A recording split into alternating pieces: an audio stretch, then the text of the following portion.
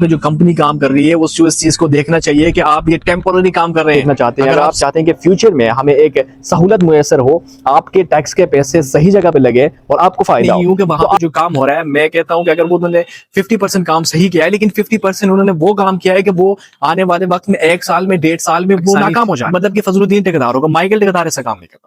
لوگوں, خواتین و حضرات, السلام علیکم. آج کے اس ویڈیو میں ایک اہم مسئلے پہ بات کرنا چاہتا ہوں جو تقریباً آج سے کئی ماہ پہلے اس پہ آواز اٹھانی چاہیے تھی, اس پہ بات کرنی چاہیے تھی. چترال کے صحافی برادری کو, باقی جتنے بھی وہاں پہ نیوز چینل کام کر رہے ہیں ان کو بھی آواز اٹھانی چاہیے تھی, لیکن افسوس کے ساتھ کسی نے اس پہ نہ بات کی ہے, نہ اس پہ آواز اٹھائی ہے, نہ کسی عوام کو کسی اس حوالے سے آگاہ کیا ہے. تو میں آج اس ویڈیو پیغام کے ذریعے اس اہم مسئلے پہ آپ کی توجہ چاہتا ہوں کہ ہم پہلے سے بہت ایڈوانس ہو چکی ہے, لیکن ہمارے وہاں پہ جو مین شاہراہ ہے اس پہ وہ کچھ مسٹیکس ہوئی ہے اور کچھ وہاں پہ غلطی سے کام ہو رہا ہے, اس پہ میں بات کرنا چاہوں گا. اس سے پہلے کہ پسماندہ کیوں رکھا گیا ہے, یا تو ہم 5.5 لاکھ کی آبادی ہم تو بالکل خاموش بیٹھے ہوئے, پہلی بات. دوسری بات یہ ہے کہ ہم آواز نہیں اٹھا سکتے, یا تو یہ ہو سکتا ہے کہ کسی ڈر سے ہم آواز نہیں اٹھا سکتے, یا تو وہ صحافی برادری یا وہ لوگ جو پتہ نہیں وہ کس چیز کو لے کے میڈیا پہ آ رہے ہیں, یا وہ خاموش ہے یا ان کو خاموش کرایا گیا ہے.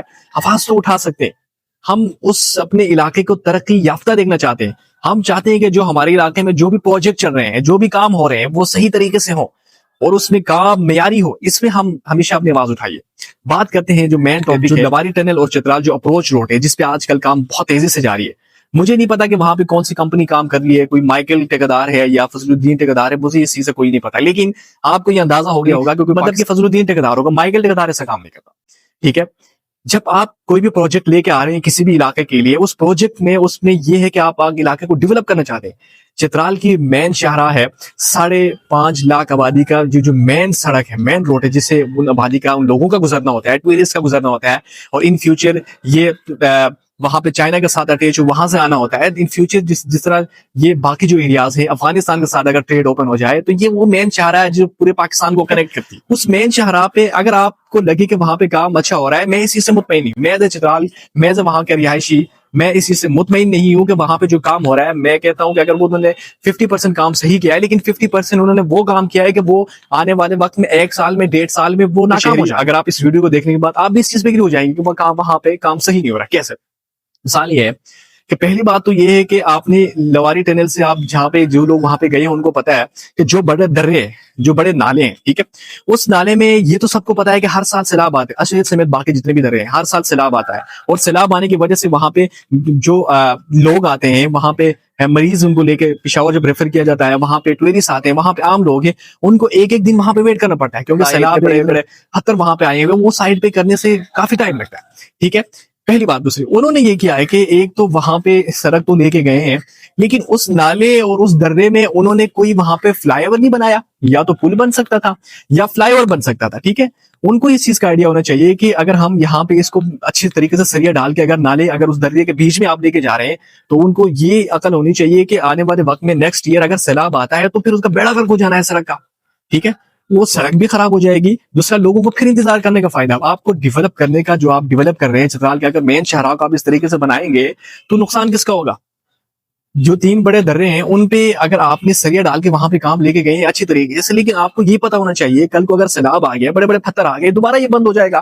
اس پہ کام کرنے کی کیا ضرورت ہے؟ روڈ کا بیڑا گرک ہو جائے گا. دوسرا, سیاحوں کو پہلی طرح جو مشکلات پچھلے سال سے ہو رہی ہے دوبارہ وہ مشکلات ہوگی.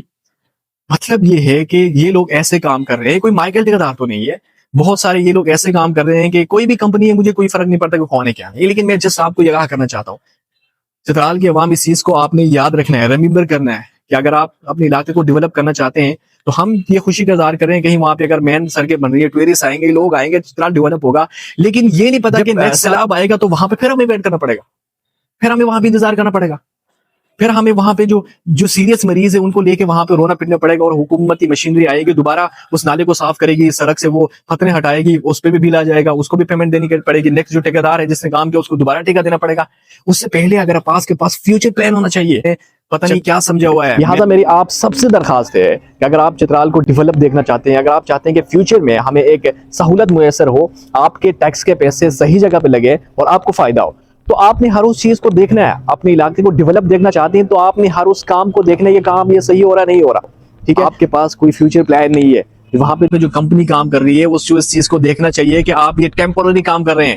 اگر آپ 70% کام صحیح کر رہے ہیں لیکن 30% آپ نے وہ کام کیا کہ جس کے لیے چترال کی عوام کو وہاں کے آ کے رونا پیٹنا پڑے گا. اور حکومت سے ریکویسٹ کرنی پڑے گی آئے یہاں پہ سڑک ٹھیک کرائے, یہاں پہ مشینری لائے, یہ پتھر اٹھائیں, سیلاب کا خطرہ ہے, یہ سیلاب آ رہا ہے تو 5-6 دن وہاں پہ ویٹ کرنا پڑے گا. تو یہ چیز آپ سب کو جاننا چاہیے. تو میرا کام تھا, میں نے اپنی کوشش سے آپ تک یہ پیغام پہنچایا, یہ اہم ایشوز آپ تک پہنچائے, لہٰذا آپ نے اس پہ کتنی آواز اٹھانی ہے, ان لوگوں تک پہنچانا ہے. کوئی آپ کے لیے کوئی بھی کام صحیح نہیں کرے گا, اپنے علاقے کے لیے خود آواز اٹھانی پڑتی ہے. جب ہم خود آواز اٹھائیں گے تب جا کے مسئلے کا حل نکل سکتا ہے.